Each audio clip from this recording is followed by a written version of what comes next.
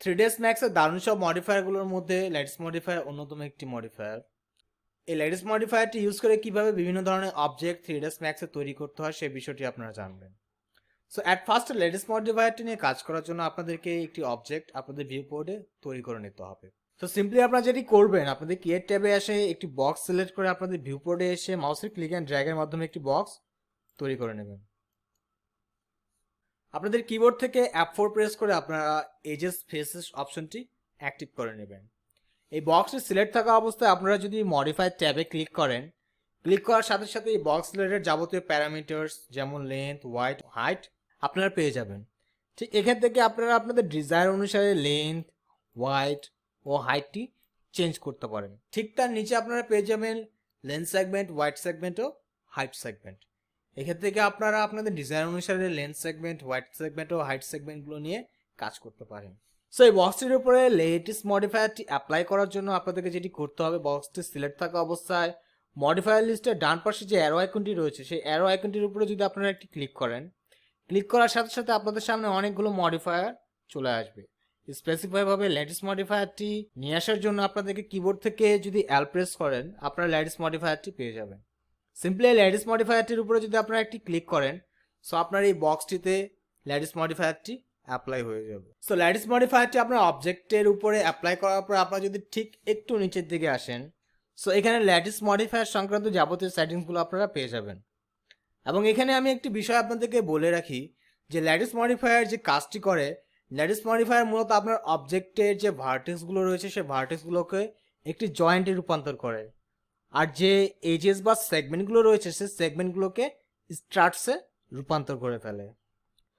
So ঠিক আমি যদি এখানে আপনাদেরকে একটু দেখাই, স্টার্টস অনলি ফ্রম এজেস, তার উপরে রয়েছে জয়েন্টস অনলি ফ্রম ভার্টেক্সেস।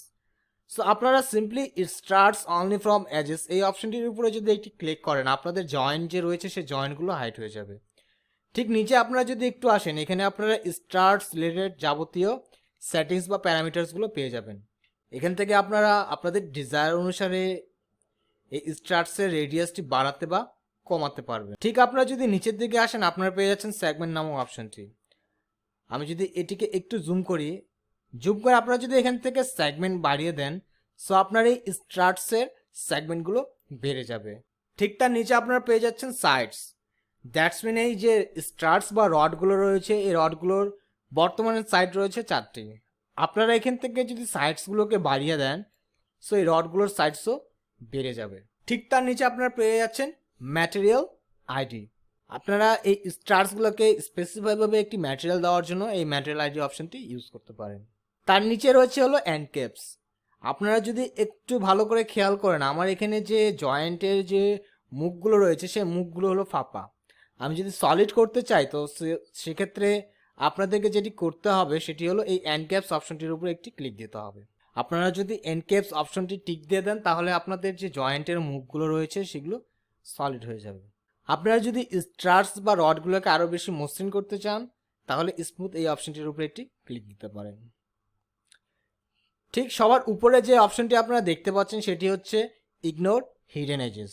এটির উপর থেকে যদি আপনারা সিম্পলি টিকটি তুলে দেন, সো এই অবজেক্টের যে হিডেন এজেসগুলো রয়েছে সেগুলো আপনাদেরকে শো করবে। সো আমি সিম্পলি এটির উপর একটি টিক দিয়ে দিচ্ছি। ঠিক তার নিচে আপনারা জয়েন্টস নামক অপশনগুলো পেয়ে যাচ্ছেন। দ্যাটস মিন এই অপশনটা দিয়ে আপনারা জয়েন্টসের উপরে যাবতীয় ডিটেলিংয়ের কাজ করতে পারবেন। সো এই জয়েন্টস অপশনটি অ্যাক্টিভ করার জন্য সিম্পলি উপরে গিয়ে আপনারা যদি জয়েন্টস অনলি ফ্রম ভার্টেক্সেস এই অপশনটির উপরে যদি একটি ক্লিক দেন, ক্লিক দিয়ে যদি ঠিক আপনারা নিচের দিকে আসেন, এখানে আপনারা জয়েন্টস রিলেটেড প্যারামিটার্সগুলো নিয়ে কাজ করতে পারবেন। এখানে জয়েন্টসের আন্ডারে আপনারা যে জয়েন্টসের যে প্রোফাইলটি রয়েছে, এখানে আপনারা 3 ধরনের প্রোফাইল করতে পারবেন। একটি হলো টেট্রা, অপরটি হলো অক্ট্রা এবং শেষেরটি হলো আইকোসা। ঠিক তার নিচে আপনারা এই জয়েন্টসের রেডিয়াসগুলো বাড়াতে বা কমাতে পারবেন, ঠিক রেডিয়াস অপশনটি ইউজ করে। তার নিচে রয়েছে হলো সেগমেন্ট। আপনারা এই জয়েন্টগুলোর সেগমেন্ট বাড়িয়ে যথাক্রমে এগুলোকে একটি স্পায়ার সদৃশ্য একটি অবজেক্টে পরিণত করতে পারবেন। ঠিক এই জয়েন্টগুলোর মধ্যে স্পেসিফাইভাবে কোনো ম্যাটেরিয়াল যদি আপনারা ইউজ করতে চান, সেক্ষেত্রে আপনার ম্যাটেরিয়াল আইডিটি ইউজ করতে পারেন। ঠিক আমি যদি একটু উপরের দিকে যাই, আপনারা যদি এখান থেকে বোথের উপরে ক্লিক করেন তাহলে আপনাদের যে বক্সটি বা অবজেক্টটি রয়েছে সেটির জয়েন্টস এবং এজেস সবগুলোই শো করবে। আমি আরেকটি জিনিস আপনাদেরকে বলে রাখি যে এই যে সেগমেন্টগুলো রয়েছে, এই সেগমেন্টগুলো আপনারা যত বাড়াবেন, আমি যদি বক্সে গিয়ে বা আপনারা যদি বক্সে গিয়ে এখানকার লেন্স সেগমেন্টগুলো একটু বাড়ান, সো এটি ডাইরেক্ট একটি ইম্প্যাক্ট আপনার অবজেক্টের উপরে আপনি লক্ষ্য করতে পারবেন। ঠিক এখান থেকে হোয়াইট সেগমেন্ট যদি আপনি বাড়িয়ে দেন এবং যথাক্রমে যদি হাইট সেগমেন্টগুলো বাড়িয়ে দেন, আপনার অবজেক্টটি উপরে যে চেঞ্জেসগুলো হচ্ছে সেই চেঞ্জেসগুলো আপনার তাৎক্ষণিক আপনি লক্ষ্য করতে পারবেন।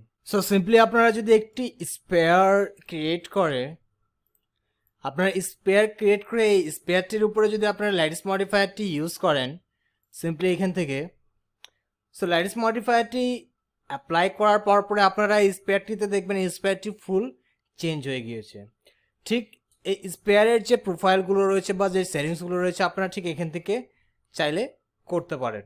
আপনারা এখান থেকে যে স্টার্স রয়েছে সেই স্টার্সগুলোর রেডিয়াস বাড়াতে বা কমাতে পারেন, এগুলো সেগমেন্ট বাড়িয়ে এগুলোকে আরও বেশি মসৃণ করতে পারেন, এগুলোর সাইডগুলো ইনক্রিজ করে, সাইডের যে অ্যামাউন্টে রয়েছে সেগুলো ইনক্রিজ করে এটিকে আরও বেশি স্মুথ করে ফেলতে পারেন।